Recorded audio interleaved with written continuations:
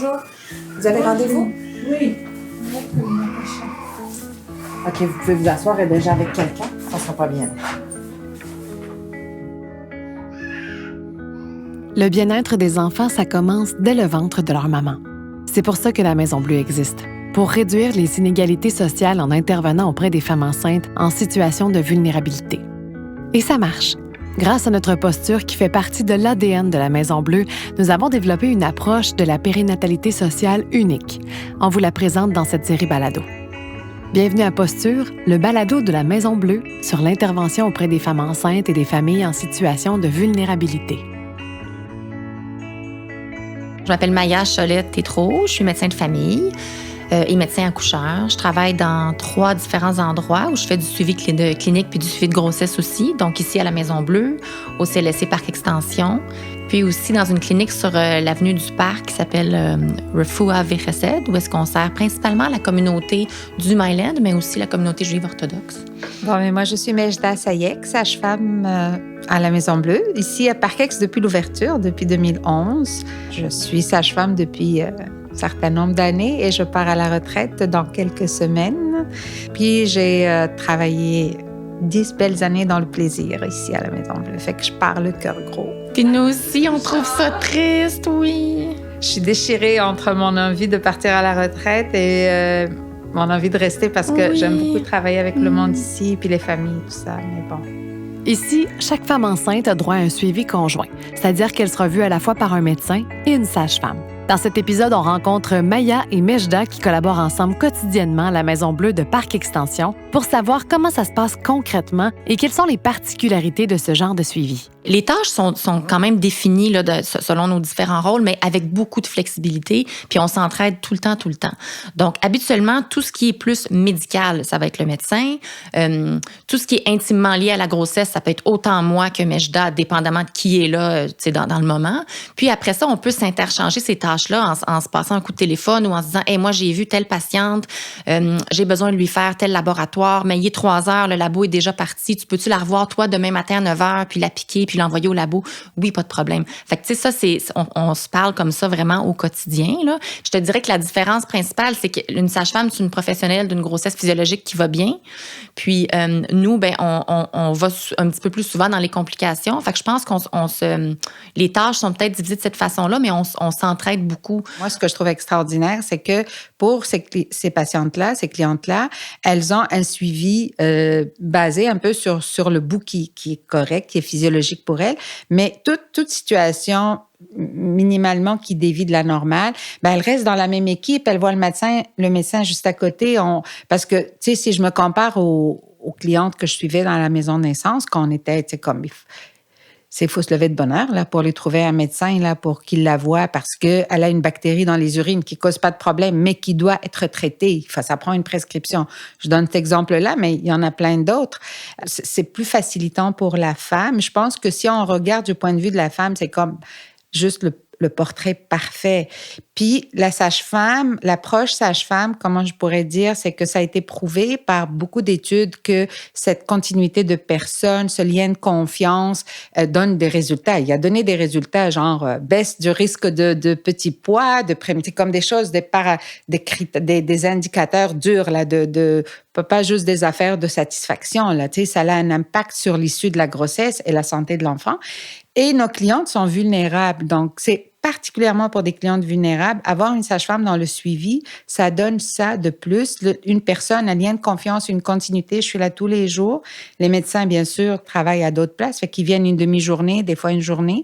Mais la personne qui est la référence, ça va être moi, elle m'appelle, elles ont mon numéro de cellulaire. En plus, on a des clientes ici qui sont à Parc-Ex, souvent récemment arrivées, complètement perdues. Ne savent pas où sont les ressources, comment naviguer dans le système. Donc, au moins, elles ont un numéro de téléphone, elles peuvent appeler, tout ça. Puis moi, je les dirige. Je réponds beaucoup au téléphone. Je suis Rose. Je suis originaire de la République démocratique du Congo. Ça fait 5 ans depuis que je suis au Canada. Je suis mère bientôt de 5 enfants. Déjà arrivée ici, c'était comme un cheveu tombé dans la soupe, là. Un monde inconnu. Tu sais pas par où commencer. Mais c'est quand j'ai commencé à venir à la Maison Bleue, je suis venue, pour moi, c'était que ce sera la grossesse, comment.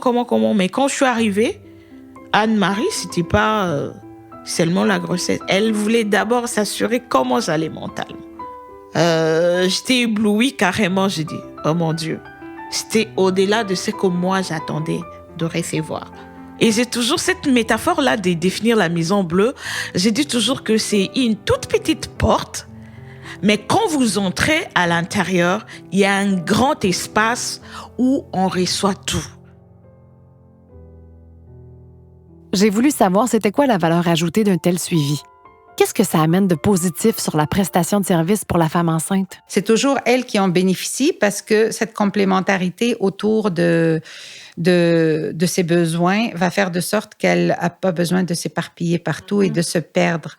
Puis pour moi, c'est très, très complémentaire aussi parce qu'il y a toute la partie médicale qui est comme pas dans mon champ de pratique, mais pour la cliente, d'avoir la sage-femme qui est comme un peu, puis là, on pourrait parler de portage aussi, là, ce que je fais beaucoup ici à la Maison Bleue, et que les médecins font aussi, mais chacun porte selon son titre professionnel, on porte différemment. Pour moi, un des principaux avantages, c'est que dans l'approche sage-femme, il y a beaucoup d'efforts qui est mis de l'avant pour que les patientes soient des joueuses actives dans leur suivi de grossesse puis dans leur plan de santé à long terme aussi. Moi, ça m'avait frappé quand j'avais eu moi-même un suivi avec une sage-femme. Je trouvais qu'il y avait beaucoup d'efforts qui étaient déployés pour que tous mes choix soient éclairés, que je comprenne ce que je choisissais pour mon suivi de grossesse, que je sois d'accord avec les décisions prises, que je puisse les expliquer si je devais le faire. Donc, on a vraiment cette approche-là à la Maison Bleue aussi. Puis pour une patiente qui est vulnérable, de se faire remettre une petite part de responsabilité par rapport à son suivi de grossesse, c'est énorme. Puis ça change vraiment les données. Tu sais, ça change tout parce que la patiente devient motivée, elle comprend ce qui se passe, elle sait que si elle n'a pas compris, elle peut rappeler, elle va être accueillie, elle va être entendue, on va lui réexpliquer. C'est sûr qu'ici, à Parc Extension, il y a le défi additionnel de travailler avec des interprètes parce qu'en plus, la plupart de nos patientes parlent ni anglais ni français. Donc, à travers tout ça, je trouve qu'on arrive quand même bien à vraiment les inclure dans l'équipe. Puis ça, c'est pour une clientèle vulnérable, c'est vraiment un game changer. J'ai en tête le témoignage d'une femme qui a accouché puis que je suis allée voir, mais je vais aller la voir après parce qu'elle a accouché dans la nuit. Je suis allée la voir le lendemain, puis quelques années après, parce qu'elle continuait d'être suivie, puis je l'ai revue, puis je me souvenais pas, mais elle m'a vue, elle avait les larmes aux yeux. Elle m'a dit, tu sais que quand j'ai eu mon bébé, tu étais la seule personne qui est venue me voir à l'hôpital. Je le dis, puis j'étais comme, mais ouais, juste un petit bonjour, puis comment ça va, ton bébé est beau et tout ça, là, puis raconte-moi un peu comment ça a été et tout. Fait que oui, ça fait une énorme différence. J'ai jamais oublié, j'avais rendez-vous ici à 9h, mais j'avais déjà commencé les contractions comme la nuit, et puis je suis venue au rendez-vous. Le médecin m'a consulté, il a dit, il faut aller à l'hôpital. Vers 18h, j'ai vu la sage-femme venir. J'étais comme seule là, et elle a débarqué, c'est pas qu'elle m'avait dit qu'elle venait, mais elle était là dans la salle de travail, et j'étais, oh mon Dieu, j'ai jamais oublié ça. C'était une première fois, parce que quand j'accouche, il y a toujours mon mari qui est là. Et bon, cette fois-là, j'étais seule et j'ai vu la sage-femme arriver. Je sais pas comment dire ce que ça m'a fait. C'était comme, oh mon Dieu, j'ai quelqu'un. J'ai senti un soutien directement. Et elle a assisté à l'accouchement et ça fait qu'à la dernière minute, ils ont dit, il fallait qu'on me fasse la césarienne, chose qui n'était pas prévue. Et comme elle était là, je me suis sentie en confiance. Elles voient en nous comme une référence, une personne. On fait partie un peu de leur communauté, mais en plus, on vient jouer dans une partie super importante de leur vie qui est le suivi de grossesse. Fait que ça les marque. Sont vraiment, c'est tellement gratifiant de travailler avec ces femmes-là. On fait rien, puis là, c'est comme si j'avais décroché la lune pour elles, alors que c'est comme j'ai fait ma job. Ils sont comme super, super reconnaissants, puis ça fait une différence pour eux.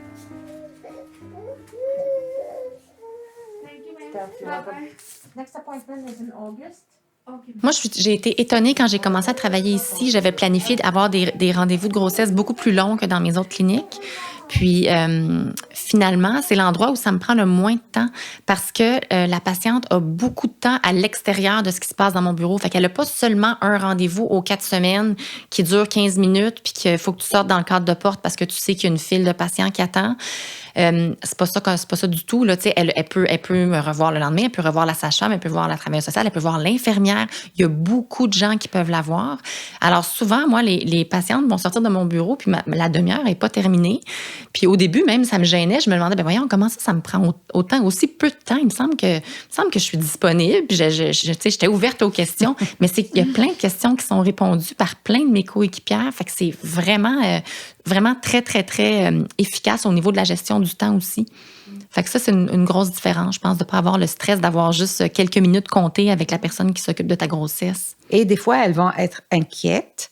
Elles se présentent sans rendez-vous. Ça va les rassurer pour plein de petites inquiétudes. Ah, elle a glissé, elle est tombée sur la glace. Là, je la fais rentrer, je l'examine, j'écoute le cœur. Si je vois que, j'explore un petit peu plus quel genre de chute et tout ça. Des fois, c'est comme, je sens pas mon bébé bouger, elle m'appelle, elle vient.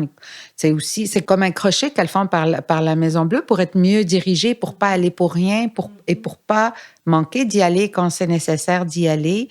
Je veux dire, on a eu des catchs là, incroyables avec ces affaires-là, où est-ce qu'on a catché une prééclampsie, un enfant qui était compromis à cause d'un accident ou des choses comme ça, juste parce que je lui dis viens, elle appelle, je lui dis viens, ou elle rentre, puis je la vois, puis je l'examine, je texte le médecin après, j'ai envoyé ta cliente à la salle d'accouchement, puis le médecin communique avec l'équipe là-bas, puis elle est attendue, ils savent c'est quoi et tout. Fait que encore une fois, le bénéficiaire, c'est la cliente. Des fois, quand elle se présente pas, ça se revire contre nous. Là, la patiente n'est pas effectivement. Là, je reçois des messages. Là, j'appelle. Pourquoi t'es pas allée? Oh, finalement, j'ai décidé de pas y aller. Ah, vas-y. T'es attendue, puis tu y allais pour une bonne raison. Des fois, quand je sens qu'elle risque de pas y aller, puis je veux qu'elle y aille, je la lâche pas, je l'embarque dans un taxi. Mais tu sais, tout ce que tu décris, Mejda, un médecin tout seul peut pas faire ça. Non. On n'a pas ce temps-là. Puis, en tout cas, pour moi, ça serait jamais parce que je voudrais pas faire ça, mais c'est vraiment précieux. Puis, tu sais, des fois, là, dans une clinique où j'ai pas ces ressources-là, il y a des patients que je trouve difficile de laisser partir parce que je suis pour 100% certaine qu'ils ont compris ce que j'avais dit. J'ai expliqué justement, tu sais, super clairement avec un interprète pourquoi je pensais qu'ils devraient se rendre au case room aujourd'hui. Puis des fois, j'apprends qu'ils sont pas allés. Puis là, je vais essayer de les appeler, mais là, je suis de chez moi le soir à 9h30, donc j'ai pas d'interprète. Je comprends pas trop ce qu'ils me disent. Ils comprennent pas trop ce que je dis non plus. Fait qu'il y a beaucoup de stress là-dedans aussi. Puis, tu sais, moi, je sens que je pourrais pas arriver à bout de faire un vrai suivi complet comme je le veux, tu sais, avec tout mon cœur, si j'avais pas plein de membres de l'équipe pour le faire avec moi. Ça prend plus qu'une personne. Aujourd'hui? Moi, j'ai rien pour le moment. C'est moi voir. J'ai 2h30 avec la sage-femme, en fait. C'est ça. On voudrait toutes bénéficier de ce genre de suivi-là, autant du côté patient que du côté professionnel. Mais il doit y avoir des défis à travailler conjointement? Bien, le défi, c'est que quand il y a plusieurs personnes dans un dossier, je pense qu'il faut que chaque personne se sente quand même intégralement responsable du patient, puis ne pas nécessairement assumer que, c'est pour moi, par exemple, que c'est la sage-femme qui a fait le test de diabète parce que c'est elle qui a vu ma patiente à 26 semaines. Non. C'est moi, je vais aller regarder dans les laboratoires pour être sûre que c'est fait. Je pense que Mejda fait la même chose parce que ça serait trop facile, surtout vu qu'on se fait confiance. On sait que l'autre travaille de façon compétente, mais quand même, on est des êtres humains. Des fois, tu sais, peut-être qu'il y a eu un rendez-vous manqué que moi, j'ai pas vu ou que Mejda n'a pas vu. Fait que ça, c'est quand même un défi là, de la documentation, puis de s'assurer qu'il n'y a rien qui tombe en deux cracks. Là. Ouais. J'ai demandé à Maya et à Mejda si elles avaient un conseil à donner à un professionnel qui aimerait travailler avec une clientèle plus vulnérable. Ce serait quoi? Je pense que moi, mon conseil, ça serait d'être très... dans une posture d'écoute. Tu sais, souvent, en médecine, nous, c'est sûr qu'on écoute notre patient, puis après ça, on donne des recommandations. Mais je trouve qu'avec des patientes vulnérables, il faut que notre posture d'écoute soit vraiment solide, puis peut-être même un peu exagérée. Parce que des fois, à vouloir aider quelqu'un ou lui donner des recommandations sans vraiment comprendre, elle, c'était quoi sa demande, surtout quand il y a une barrière de communication liée à la langue ou pas, on va pédaler dans le vide. Fait que je pense que mon conseil, ça serait ça, d'allonger un petit peu la période qu'on prend d'habitude pour écouter la patiente, de l'allonger un petit peu. Puis des fois, ça nous fait sauver beaucoup, beaucoup de temps puis d'énergie en bout de ligne, ou ça va nous faire réaliser qu'il y a certaines choses qui, pour nous, étaient vraiment acquises, qu'on doit en fait expliquer super clairement, même avec un dessin des fois.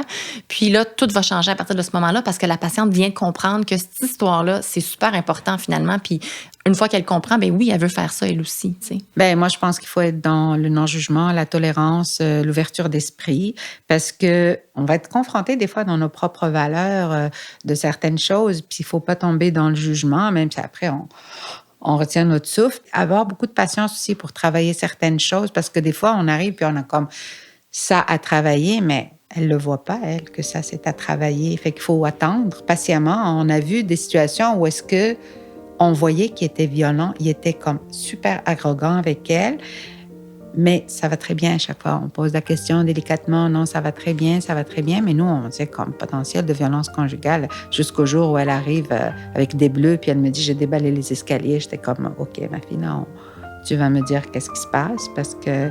Puis elle avait déballé les escaliers, effectivement, mais c'était lui qui l'avait poussée, là.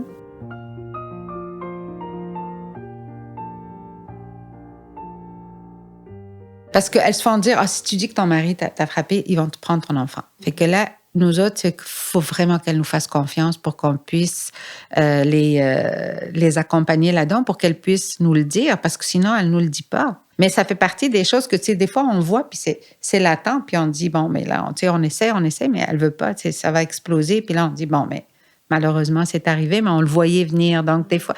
Mais il faut être patient, il faut être compréhensif et tolérant au fait qu'elle ne nous le dit pas. Parfois, c'est difficile d'être dans le non-jugement et la tolérance parce que ça nous demande d'accepter l'impuissance. Mais ça peut aussi faire naître des histoires magnifiques qui donnent un sens à notre travail. Je pense à un suivi de grossesse en particulier d'un couple super jeune. Au début, on n'était pas certain comment ça allait se passer. T'sais, durant toute la grossesse, on était inquiets. On se demandait s'ils allaient pouvoir garder leur enfant ou pas. Puis c'est un couple qu'on a accompagné de façon vraiment rapprochée. Puis ces parents-là ont eu le bébé, puis ça s'est bien passé. Puis ils ont gardé le bébé. Puis je pense qu'ils ont été vraiment responsabilisés. Puis on les a vus grandir.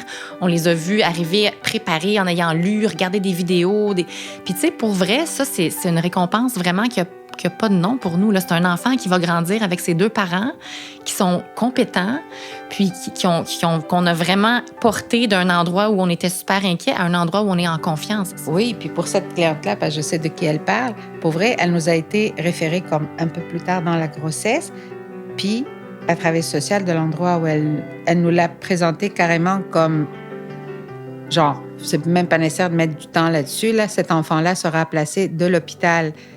Ben non. On a vu le potentiel, on a travaillé avec le potentiel de cette famille-là. On n'avait pas vu le conjoint, on avait une image très différente quand on a vu qu'est-ce que je t'ai dit pour le conjoint. Le conjoint, c'est ça. C'est ça, je m'attendais à voir un monstre. J'ai vu un petit... C'est vrai, on avait reçu un rapport du conjoint qui était super négatif, même qui nous inquiétait, parce que souvent, les gens vulnérables sont stigmatisés. Ils n'ont pas les mêmes moyens que nous pour communiquer. Dans une situation frustrante, ils peuvent être un petit peu plus, abrupts ou répondre d'une façon un petit peu plus sec, avoir l'air plus fâché. Mais nous, ici, on passe tellement de temps avec eux qu'on va se rendre compte finalement que cette personne-là a un saut d'humeur, mais en fait, c'est une soie, puis elle n'est pas du tout violente, puis elle est super impliquée. Mais si le rapport est fait rapidement par quelqu'un qui a juste eu le temps de le voir une fois pendant 15 minutes, puis que c'était pas une interaction qui était positive, bien, il y a comme une étiquette super péjorative dans le dossier de quelqu'un, puis malheureusement, ça va le suivre longtemps. Puis ça peut avoir des grosses conséquences, tu sais. Puis ça pourrait entretenir cet aspect de lui parce qu'ils se sont jugés, ils se sont agressés. Puis finalement, quand il est arrivé dans un nouveau environnement, on ne le connaissait pas, on avait une petite crainte parce qu'on s'était fait... mais on est parti dans le non-jugement total, puis on a dit, bon, OK. Puis là, moi, quand je l'ai vu, j'ai fait comme, non, ce gars-là, c'est pas ce qu'on m'a décrit, ou alors je suis complètement dans le champ. Puis là, j'en ai parlé au médecin. Elle aussi, quand elle avait dit, je suis d'accord avec toi, il est comme, c'est ça, tu sais, il a vécu des choses difficiles dans sa vie, ce gars-là, mais... c'est pas un monstre comme on le voyait, puis qu'il faut surtout pas qu'il prenne soin d'un enfant. Il était même allumé, il allait vérifier. Il me dit, j'ai vérifié telle affaire sur Internet là, pour le bébé. J'étais comme... Fait que des fois, c'est ça, c'est de les accueillir, ne pas les juger, leur donner une chance, voir un peu Puis aller chercher le potentiel, c'est ça le empowerment, voir un peu leurs forces, puis travailler leurs forces, les porter pour les affaires qui sont plus difficiles pour elles, mais tout le monde a des faiblesses et des forces. Fait qu'il n'y a pas personne qui a juste des faiblesses. Mais si on ne cherche pas à trouver leurs forces pour tirer par là, ben ils se ramassent toujours comme acculbutés dans le système comme ça, puis jamais avancer. Il a 1 an, là, le bébé. Là. Ils sont encore là, puis ils s'en occupent, ils ont des limites, ils ont vécu des choses difficiles. C'est pas parfait, là. Ils ont leur bébé, et puis ils sont heureux. Puis le bébé est bien.